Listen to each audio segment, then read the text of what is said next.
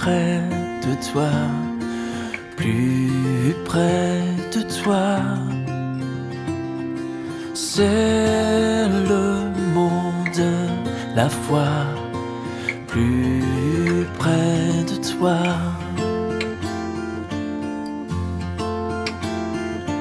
Plus près de toi, toujours plus près de toi. Donne-moi ton secours, soutiens ma foi. Même alors que l'épreuve débordant comme un fleuve me rapproche de toi, plus près de toi.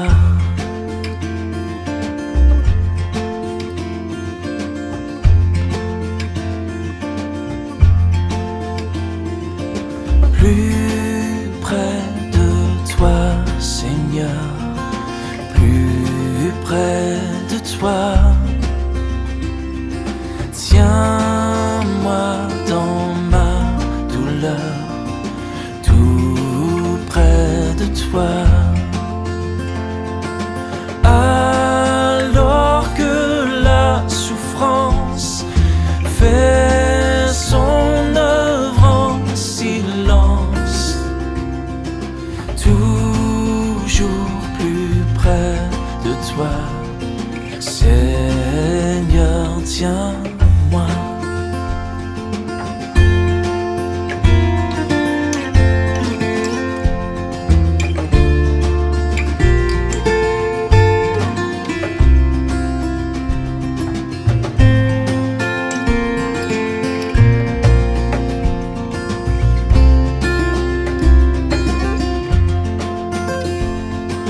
Mon Dieu, plus près de toi, dans le désert, j'ai vu plus près de toi ton ciel ouvert. Pèlerin, bon courage, ton chant brave l'orage. Mon Dieu, plus près de toi, plus près de toi. Oui, pèlerin, bon courage, ton chant brave l'orage. Mon Dieu, plus près de toi, plus près de toi.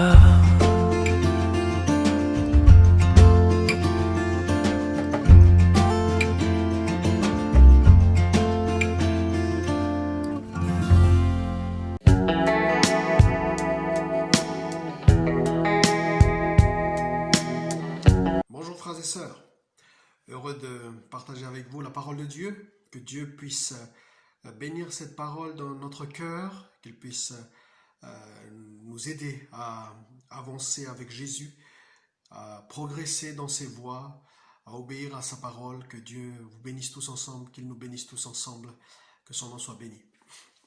Voilà, ce matin, j'ai eu à cœur de vous parler d'un récit qu'on connaît très bien dans les évangiles. Il s'agit du reniement, du triple reniement du disciple Pierre.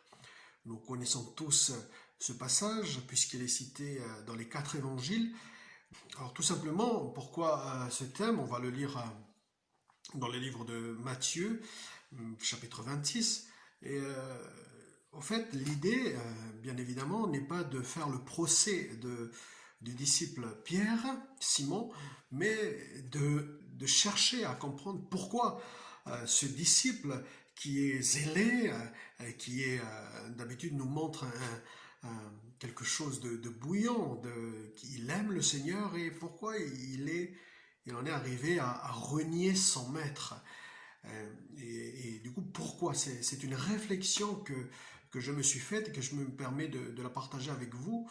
Et je pense que cela pourrait nous aider non seulement à éviter de tomber dans ce piège-là du reniement, parce que je pense que cela est arrivé à Pierre, eh bien cela peut aussi malheureusement nous arriver à nous dans notre époque contemporaine.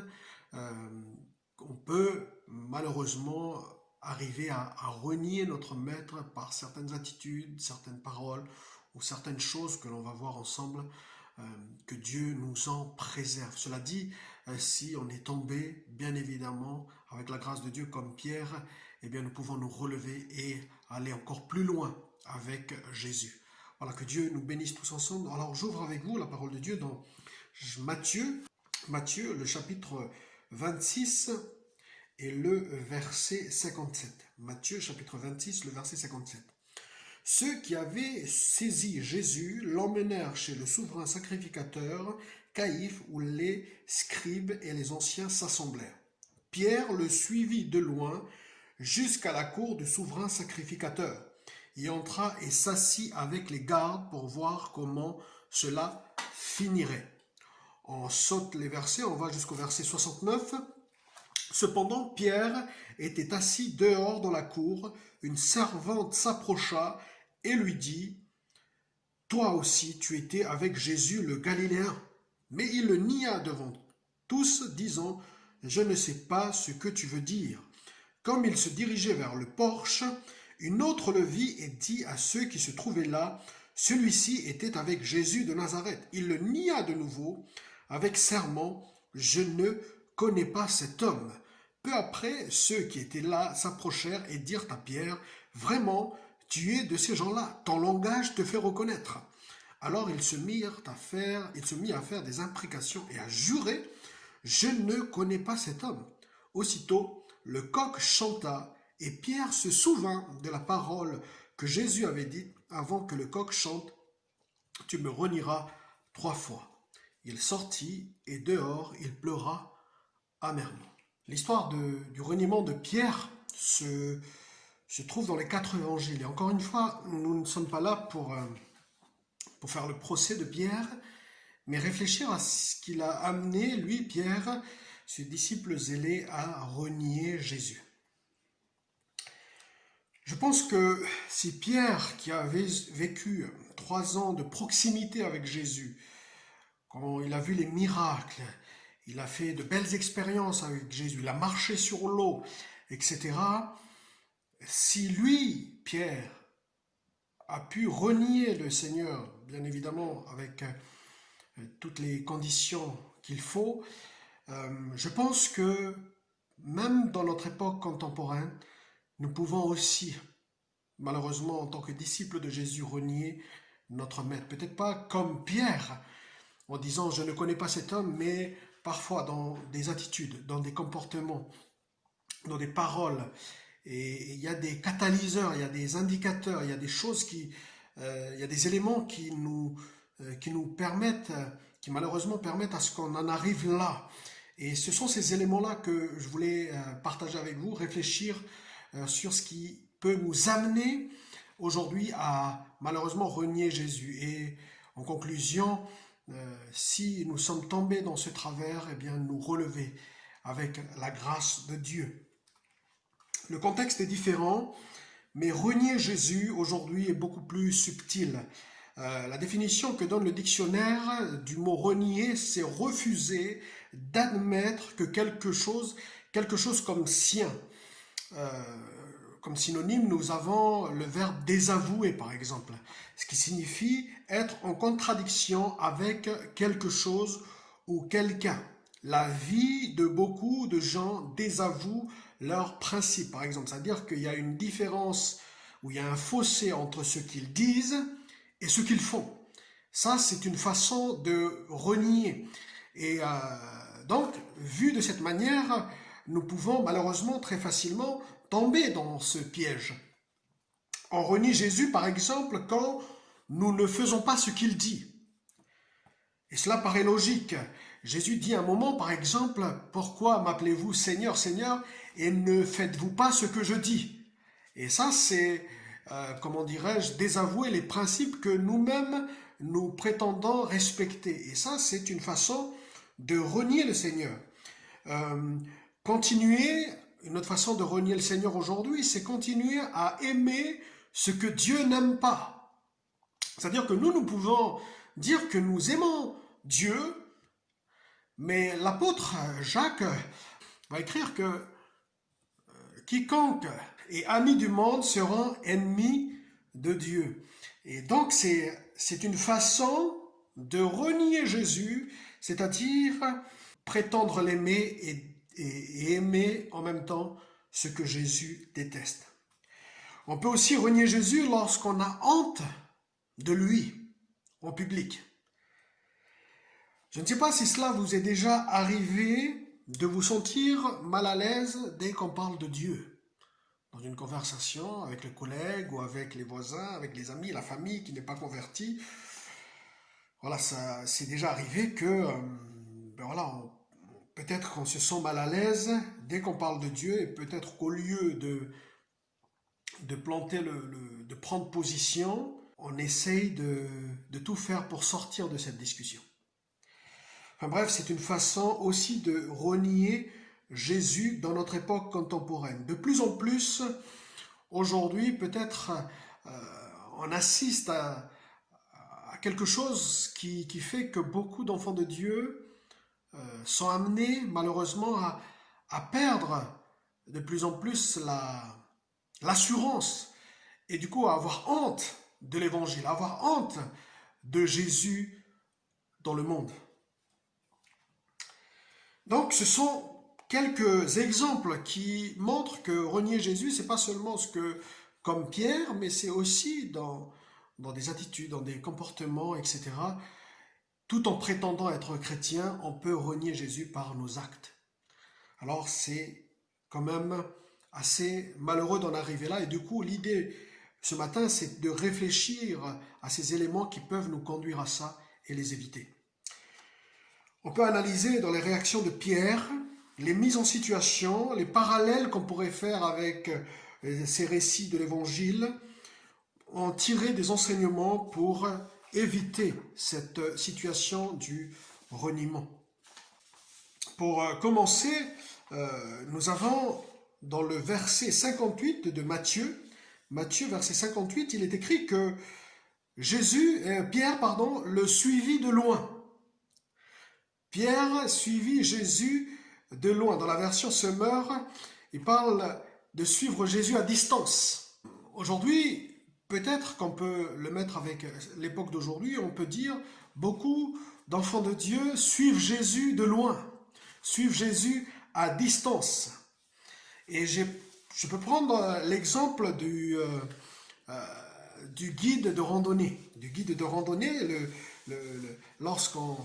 Lorsqu'on marche avec lui, eh bien, on a plutôt intérêt à être proche de lui pour entendre les directives, entendre ce qu'il a à nous dire pour ne pas se perdre, tout simplement, lorsqu'on marche dans la forêt.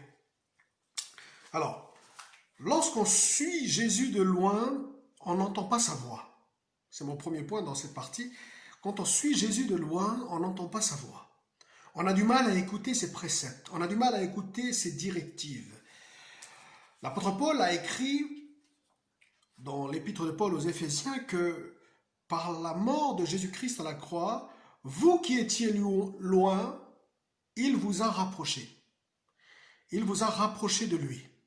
Donc par sa mort à la croix, Jésus nous a rapprochés de Dieu. Donc Dieu a tout fait pour que nous soyons proches de lui. Dieu a tout fait. Dieu a déjà tout fait.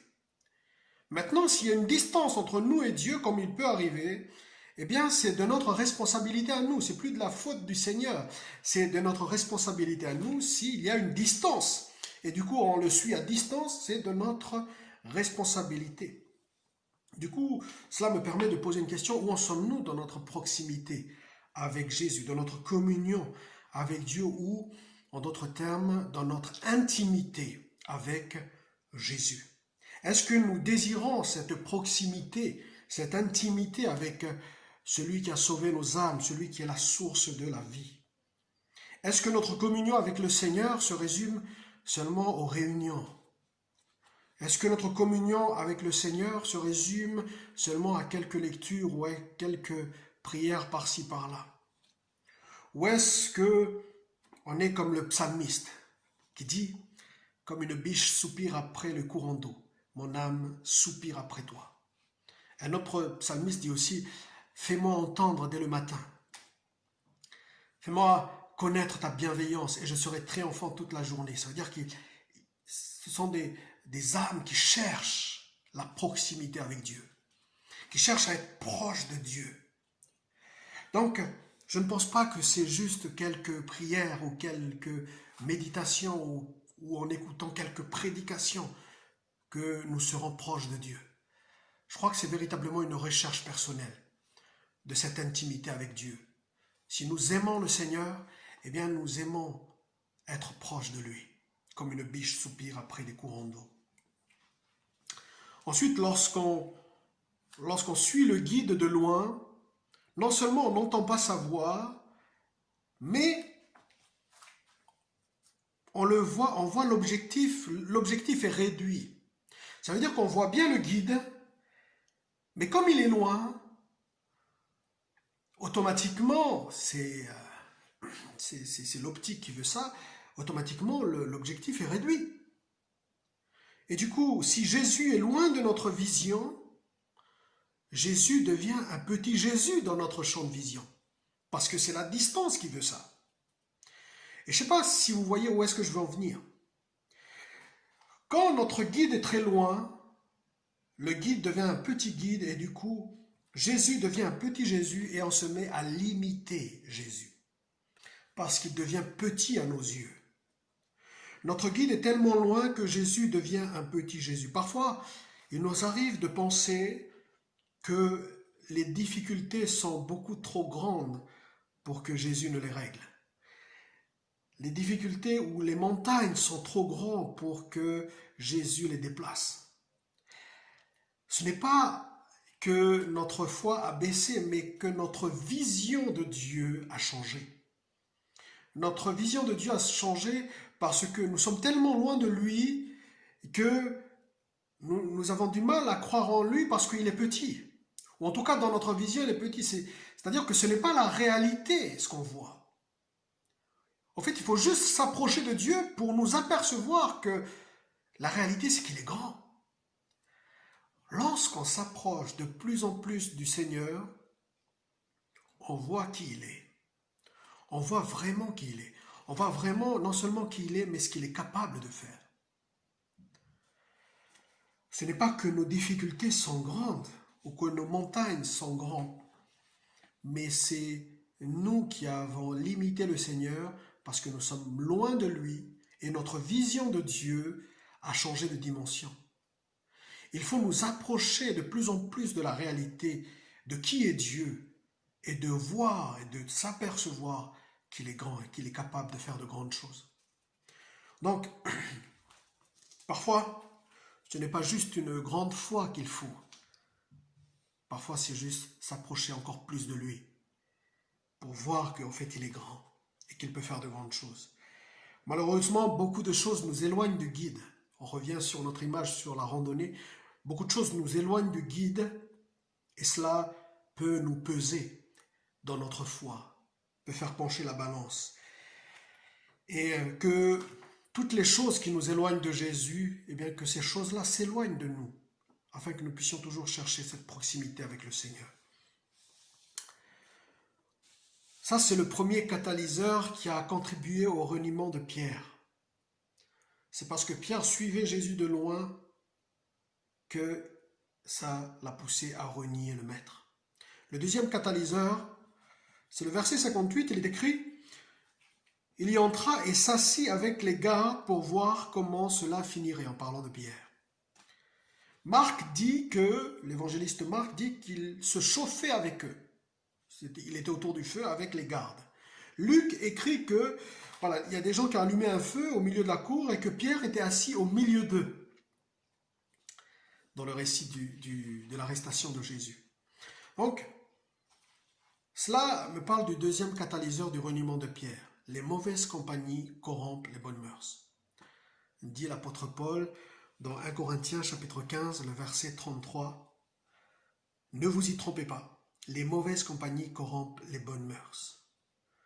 C'est simple. Ce qui peut nous amener à renier le maître, non pas en confessant que je renie le maître, loin de là, mais ce qui peut nous amener à renier le maître, c'est parfois des mauvaises compagnies qui peuvent corrompre ce que Dieu a déposé sur nos cœurs. Est-ce que Pierre trouvait son aise au milieu de personnes qui parlaient mal de Jésus? Attention, c'était les gardes du temple, etc. Ils se trouvaient autour du feu et certainement que les paroles à l'encontre de Jésus n'étaient pas bonnes. Ah, c'est bien fait pour lui, il a mérité cela parce qu'il causait du trouble à Jérusalem, etc. Pierre était là, dans cette compagnie-là.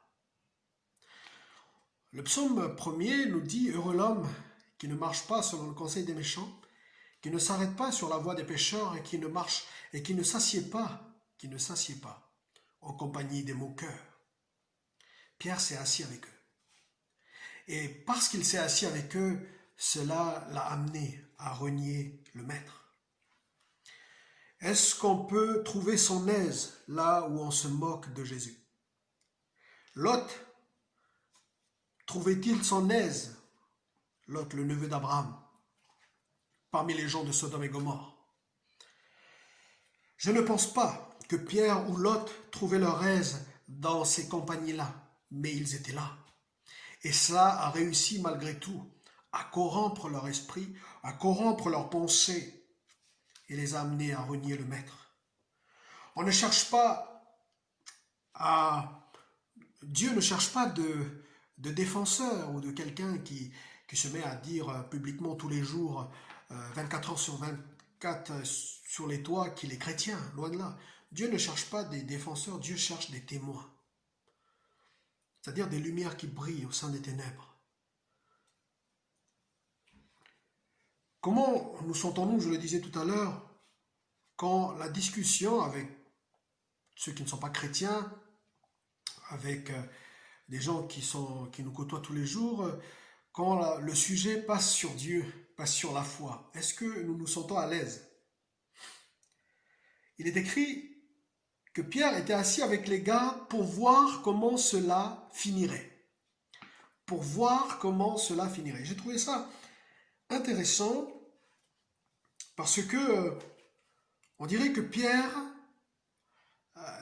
cherchait une échappatoire pour échapper à cette situation où il était mal à l'aise, mais il se dit vivement que cela se termine. Il ne se dit pas que parfois on peut tomber dans ce genre de situation, et moi je suis tombé aussi dans ce genre de situation où parfois il y a une discussion sur Dieu, je suis un peu mal à l'aise parce que j'ai pas envie de casser l'ambiance, etc. Et on cherche pour voir comment cela se finirait, ça veut dire vivement que cela se termine, cette discussion-là. Au lieu de planter le drapeau, au lieu de dire à ce moment-là qu'on est chrétien. Avant d'être chrétien, je faisais beaucoup la fête, etc. J'ai vu que voilà, il y avait beaucoup de monde autour de moi. Mais en étant chrétien, en étant converti, il y avait besoin que je coupe avec certaines compagnies parce que cela pourrait corrompre ce que Dieu a déposé sur mon cœur. Parfois, Dieu nous demande de couper avec certaines influences, de couper, d'arracher l'œil droit qui était une occasion de chute, et bien de couper avec certaines choses qui nous influencent. Parce qu'il ne faut pas oublier que même si nous nous sentons mal à l'aise dans certaines situations, ça nous touche, ça nous influence notre esprit, notre pensée. Et comme je l'ai cité tout à l'heure dans le psaume chapitre 1er, on n'est jamais influencé de façon brusque. Le psalmiste dit « Heureux l'homme qui ne marche pas selon le conseil des méchants, qui ne s'arrête pas sur la voie des pécheurs et qui ne s'assied pas en compagnie des moqueurs. » Il y a la marche, il y a l'arrêt et ensuite il y a le fait de s'asseoir. C'est progressif l'influence. Quand on nous influence dans le mauvais sens du terme, il faut savoir couper, dire non. Sinon, c'est autant d'éléments pour nous amener au compromis, pour nous amener à des décisions ou à des paroles ou à des attitudes, des faits et gestes qui ne sont pas du tout chrétiens, qui ne sont pas du tout d'un disciple du Seigneur Jésus. Il y a des situations, des endroits, des compagnies qui sont capables de corrompre les bonnes mœurs. Notre subconscient ou notre conscience peut laisser place à n'importe quoi. Et du coup, on absorbe cela et ça nous influence dans le mauvais sens. Et cela nous amène à renier le Maître par des compromis. Que Dieu nous aide à ne pas tomber dans cet élément-là des mauvaises compagnies. Dieu ne nous demande pas de couper du monde, bien loin de là. On a bien compris. Dieu ne nous demande pas de nous couper du monde, mais de briller. De briller. Et parfois, pour briller, il faut chercher la proximité avec le Seigneur et nous éloigner de ce qui nous éloigne du Seigneur.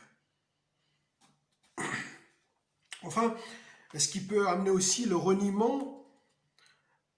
Pierre, verset 69, pendant ce temps, Pierre était resté assis dehors, dans la cour intérieure. Une servante s'approcha de lui et lui dit, toi aussi tu étais avec Jésus le Galiléen. Pierre était resté assis dehors. Dans le verset 71, il est écrit, comme il se dirigeait vers le porche pour sortir. Il était près de la porte, prêt à sortir. Qu'est-ce que cela veut dire? Moi, je l'ai interprété d'une façon à ce que, quand Pierre était resté dehors ou quand Pierre était resté à côté de la porte pour sortir, prêt à sortir, c'est parce qu'il avait peur. Bon, bien évidemment, il avait peur, il y avait de la crainte.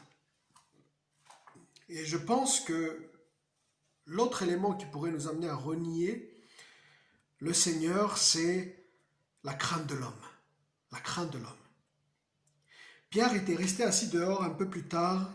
Il dit qu'il se dirigeait vers le porche pour sortir.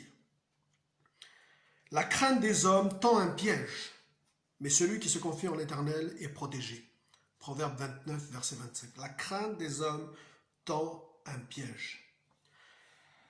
Jésus a cru bon d'écrire, de dire, et du coup les évangiles ont cité cette parole de Jésus.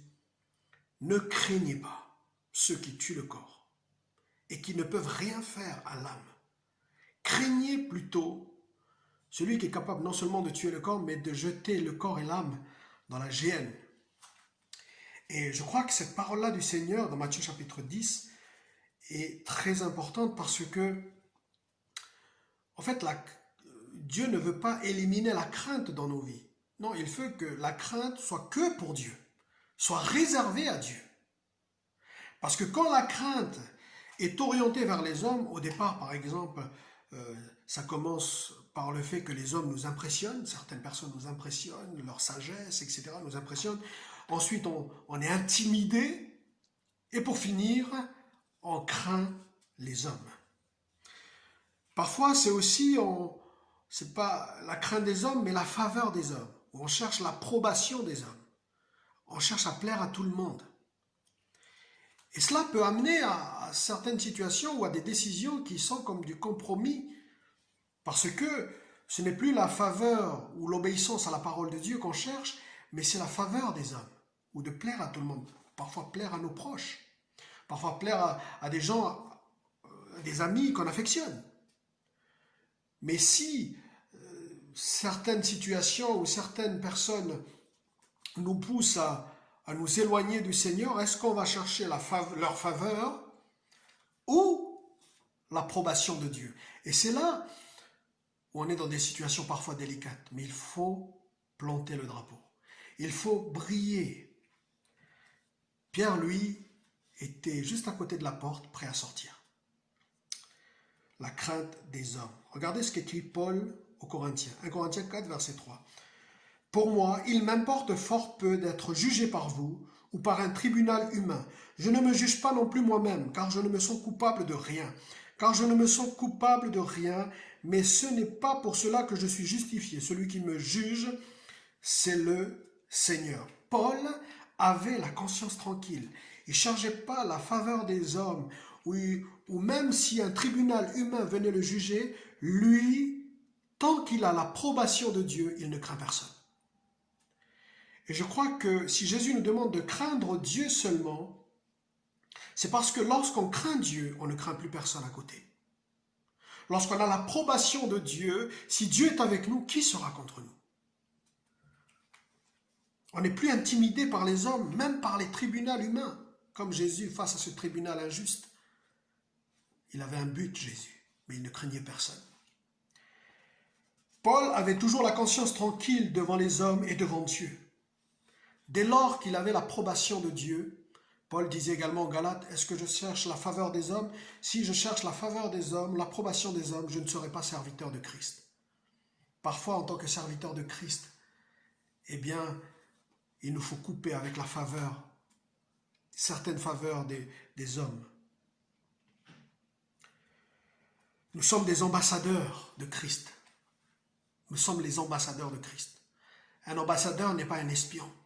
Un espion, un ambassadeur dans un autre pays, il représente le pays. Et tout le monde sait qu'il représente le pays. Un espion, tout le monde ne le voit pas. Jésus n'a pas dit que nous étions espions sur notre pèlerinage sur terre. Dans notre pèlerinage sur terre.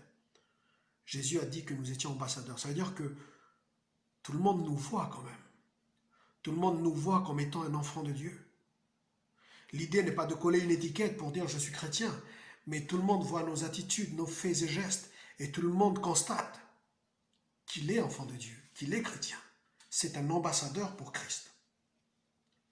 Les espions se faufilent dans la masse. Et parfois, certains espions, je ne sais pas si vous avez regardé ce genre de film, mais certains espions oublient même leur identité. À force de se faufiler dans la masse, ils en oublient leur propre identité. Et c'est une façon finalement de renier leur pays d'origine qui les a envoyés.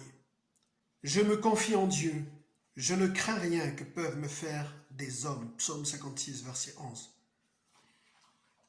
Je me confie en Dieu, je ne crains rien que peuvent me faire des hommes. Même si un tribunal venait à me condamner, si Dieu m'approuve, je ne crains personne. Je ne suis pas intimidé par des tribunaux humains qui voudraient me condamner. Si c'est juste qu'ils me condamnent, il n'y a pas de souci. Mais si j'ai l'approbation de Dieu et non pas l'approbation des hommes, tant pis. C'est l'approbation de Dieu que je cherche. Ce n'est pas un esprit de timidité que Dieu nous a donné, mais un esprit de force, d'amour et de sagesse. Que Dieu puisse nous aider à ne pas tomber dans ces catalyseurs du reniement, la crainte des hommes, les mauvaises compagnies et suivre Jésus de loin. Ce sont trois catalyseurs qui peuvent nous amener à, malheureusement, renier notre foi et renier le Maître, non pas par notre bouche, mais par nos attitudes, par nos compromis, par nos mauvais choix. Et pour conclure, avant de renier le Seigneur, on pourrait croire que Pierre, c'est le chrétien bouillant. Dans l'arrestation de Jésus, Pierre a coupé l'oreille du serviteur du temple, Malchus. Et il disait à Jésus, voilà, si tout le monde te renie, moi je ne te renierai pas. C'est moi, Pierre, je suis ton fidèle serviteur. Il était devant les disciples, devant le Seigneur. Il n'était pas devant les gardes encore, il n'était pas devant les servantes du temple. En fait, parfois on peut croire que certaines personnes, comme je l'ai été moi aussi, c'est-à-dire à l'église, j'étais le chrétien bouillant qui servait le Seigneur. Tout le monde voyait que ce frère-là était bouillant pour Dieu, il priait, il servait Dieu à l'église. Mais à la fac, au lycée, c'est une autre affaire. C'est une autre affaire, il y avait des attitudes, il y avait du compromis, il y avait des choix qui n'étaient pas des choix que ferait un chrétien. Peut-être qu'à l'église, tout le monde me voyait comme un chrétien zélé, modèle. Mais dans le monde, c'était une autre affaire. Peut-être qu'il y a des chrétiens aujourd'hui qui semblent être des chrétiens bouillants comme Pierre, qui disaient, mais moi, si tout le monde reniait le Seigneur, moi, je ne le renierai pas. Mais dans leur lieu de travail, dans leur famille, eh bien, il y a des choses qui ne sont pas conformes à leur foi. Alors, Jésus est venu voir Pierre après son reniement. Pierre, m'aimes-tu? C'est la façon de Jésus pour dire à Pierre,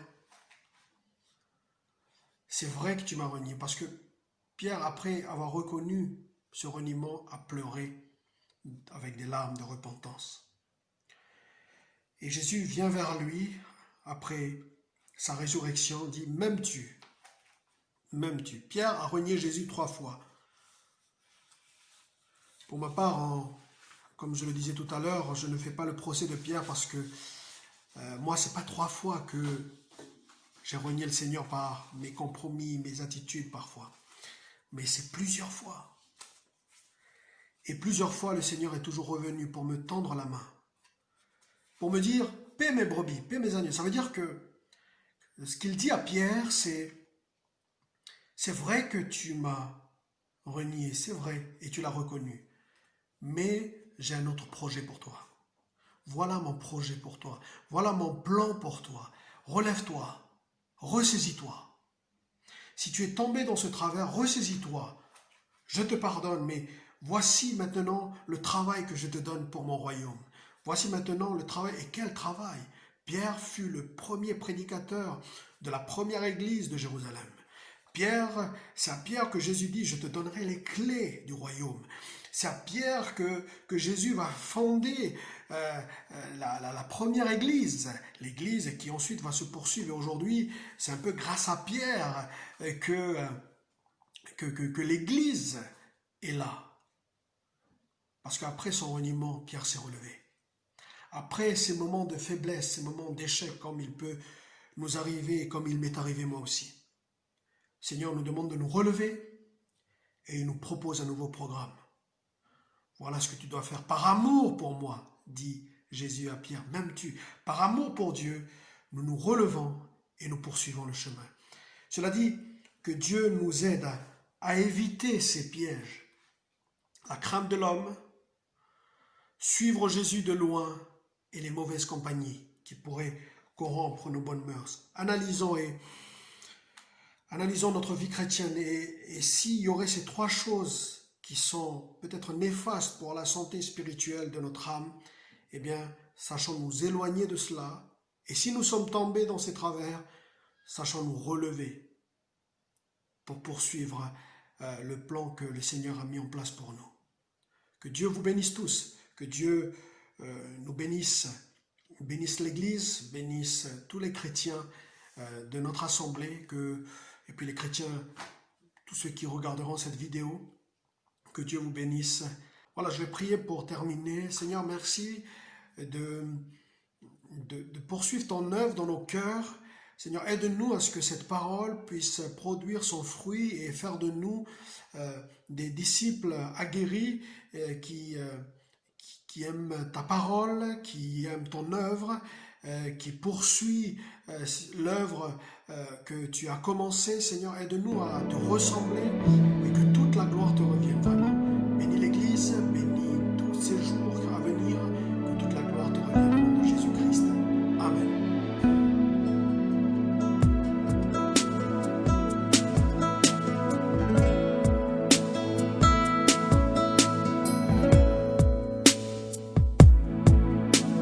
Draw me close to you.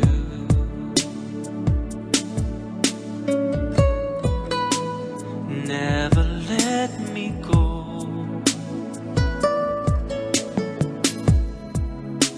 I lay it all down again